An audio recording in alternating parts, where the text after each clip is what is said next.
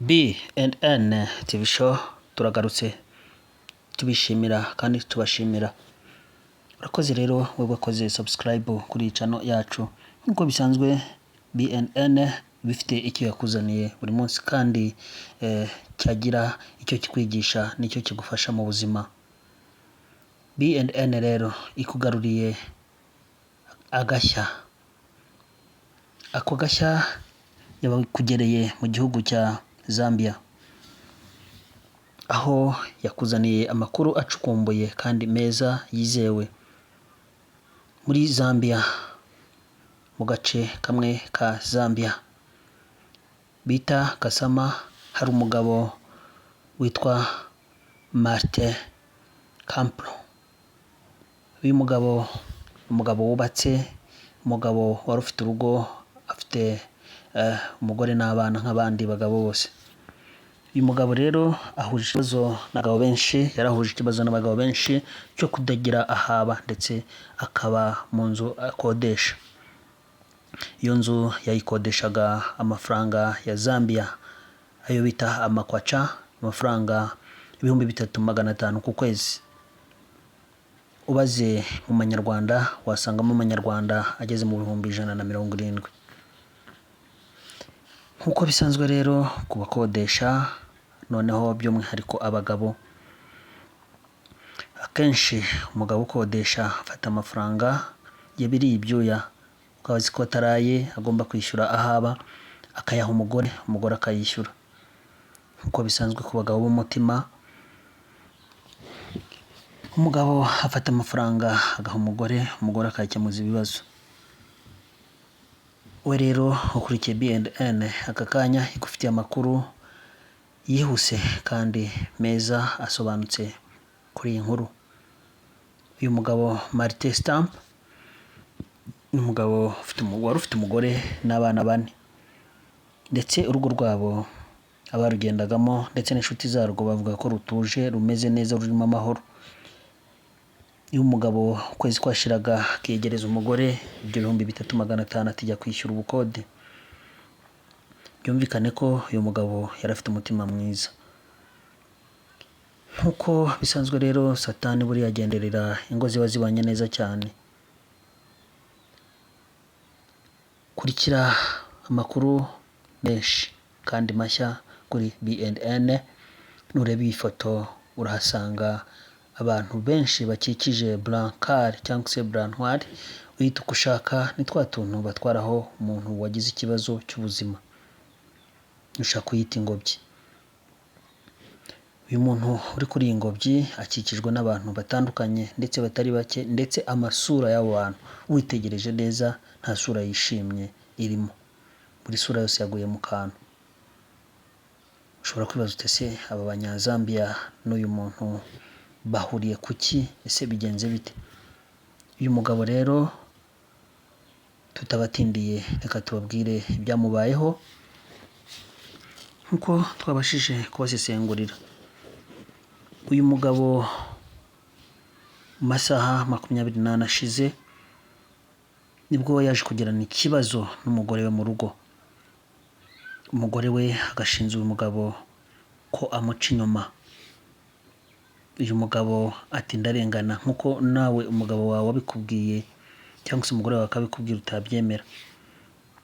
Icyo kintu ngira ngo abemera ko bacana inyuma, uvuze ngo urabyemera waba ubeshye. Uyu Martin rero Stamp nawe yabihakanye nk'abandi, gusa tutagiye kure ntitwamenya niba koko yaracaga inyuma umugore we cyangwa se ataramucaga inyuma. Biragoye kuba twamenya ngo uyu Martin Stamp ararengana cyangwa se aravugisha ukuri, cyangwa se ibyo bamuvugaho nibyo. Nawe ari wowe wafashije cyangwa se wabashije kugera kuri iyi nkuru, ntabwo wabisobanurira umuntu kuko ntawe uri mu mutima wa Martin Stamp. Nkuko bisanzwe rero habayeho gutererana amagambo. Rimwe kabiri umugabo aza kurakara, arakaye aza kubwira umugore ati maze ndabikora. Gusa ushobora kubwira umuntu kugira ngo umubabaze cyangwa se umucecekeshe. Ushobora no kumubwira wumva ko yakumurembeje cyangwa se yakumereye nabi kugira ngo wirege. ntituzi ngo Martin Stamp yaragendereye iki akimara gutungura iryo jambo ry'uko umugore we yamucaga inyuma. Nibwo umugore yahise avuga ati noneho niba ari n'ibyo musohokere mu nzu. Martin Stamp aza kugira ngo ni tolerance cyangwa se n'ibiganiro.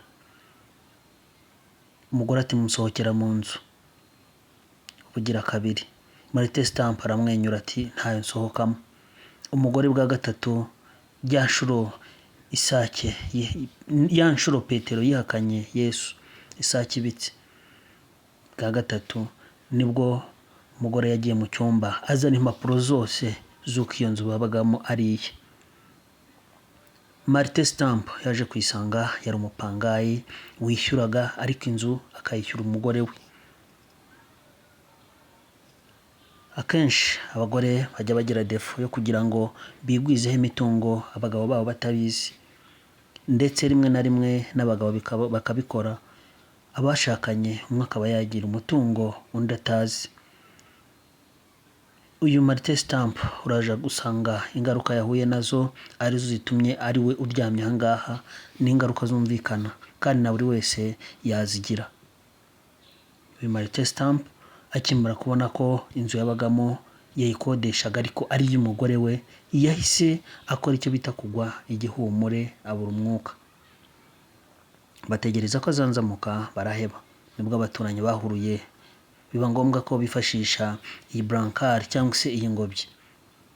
Iyi shusho mubona ni iy'Abanyazambiya b'abaturanyi ndetse bakaritsiye uyu Martin Stamp yaratuyemo. Akimara kugwa igihumuro cyangwa se kubura umwuka, ubu nibwo butabazi bw'ibanze yabashije guhabwa.